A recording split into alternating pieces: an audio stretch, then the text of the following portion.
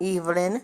Now I want to bring you part 2 of the rally that went on yesterday in South St. Andrew. That's Mark Golding's constituency. Yeah, I just want to keep you guys updated with what's going on. And I'm telling you, it was enjoyable. And, I put up part 1 already last night. So I hope you guys could just watch it and, and enjoy. Thank you very much.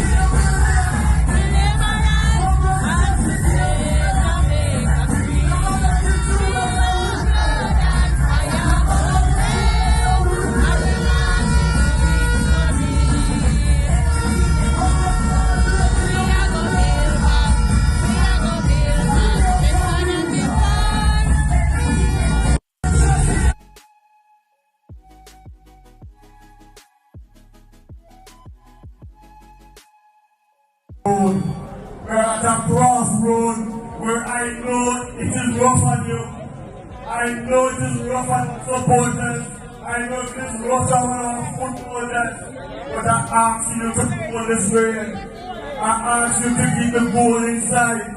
And we must make sure that James Lebode is the next Prime Minister of this country.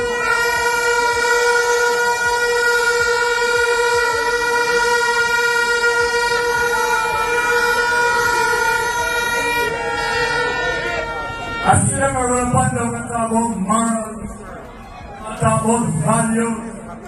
In 1991, when PJ Patsy talk about morals and values, then leader said, where it is going. It was some time ago, long before I came, we talked about scholarship and someone said, oh, this scholarship, they know what sugar shake. We're at a crossroad.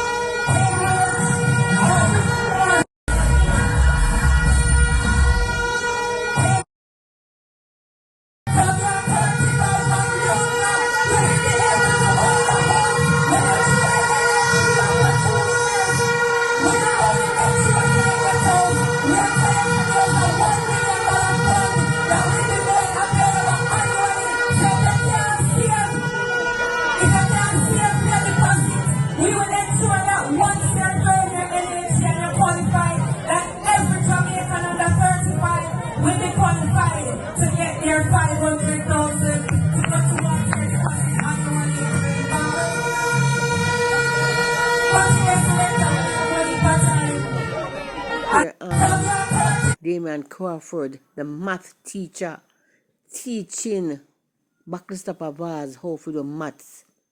Because this man is on a bus with him, people them and just a chat pure foolishness. And you're gonna see where Damian teaching the world about and showing the world the stupidity that Vaz talking about. You know, we're gonna learn from. I hope to God, Mr. Vaz is watching and listening and learning something from the teacher. Thank you very much.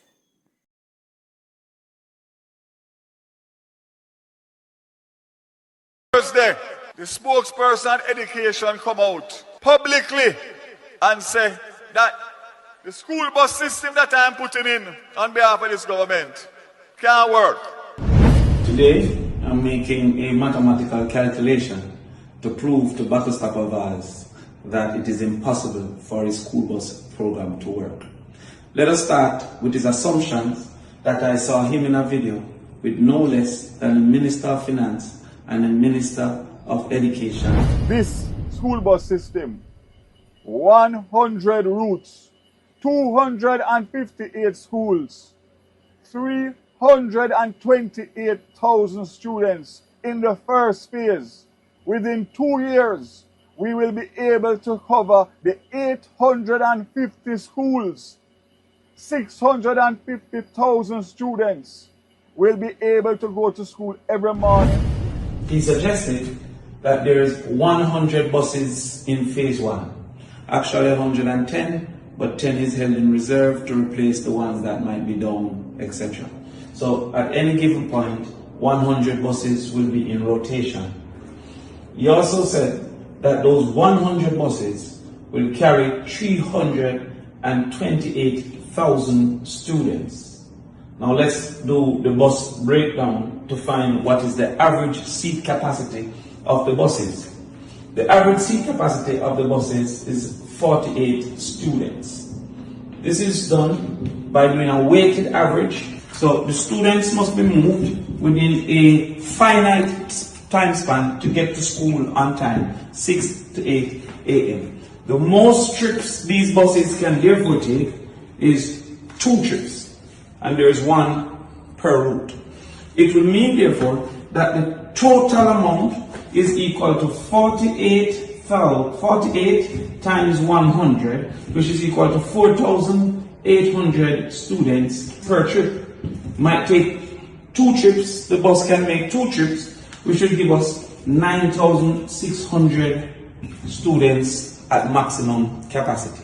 328,000 students in the first phase. The system is nowhere near 328,000. Now, we can get a little more deep for stoppa Vaz. The bus moves from point A to B, sequentially moves from point B to A. So one bus goes from Linstead to Spanish Town and eventually moves back from Spanish Town to Linstead.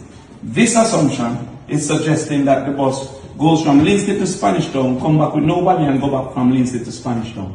So you can therefore add, let's say 50% of this number. Now the reason why there's always traffic in one direction is because based on our location of residents, it is often that more persons move in one way or the other.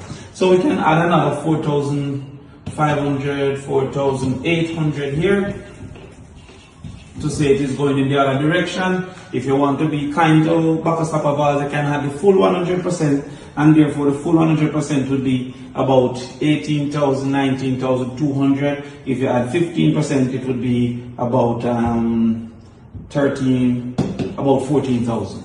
So that is 14,000 as the maximum capacity of the system that the JLP is proposing. If it is to service 328,000, you would have to make 328,000 divided by 4,800. It would have to make 68 trips each day. So based on stoppa Vaz's calculation, his bus system in the period of 6 a.m. to 8 a.m. would make 68 trips. Each bus would make 68 trips. PNP And the total, councillor, all buses would make 68. argues about On Thursday. the water quality, and is that the water quality not good at all. So he's calling out to Mr. Samuda to do the right thing, and they're having problems with it. So I hope Mr. Samuda is hearing and do better for us, for everyone, and he's talking about the unalive babies. So you guys just listen up and hear. Thank you.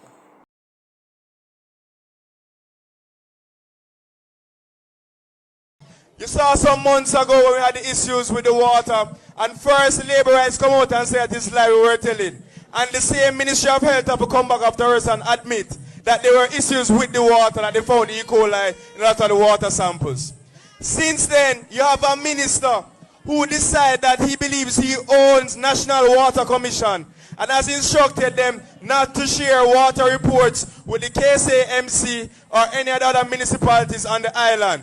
And that has significantly impacted our ability to analyze and to dig deep into the reports that are being produced monthly. We have to now be applying through the access to information to get the monthly reports, which we are getting late now because of that.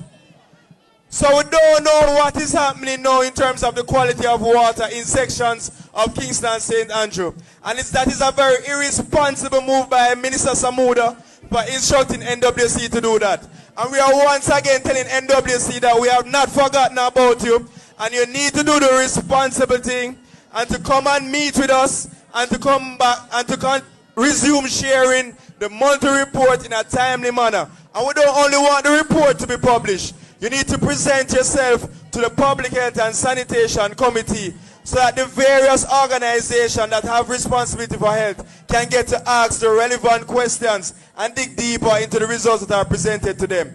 And to also ensure the areas that you are having issue with, to help you to fix them. Comrades, there is no value in beating up on any organization. That is not the aim.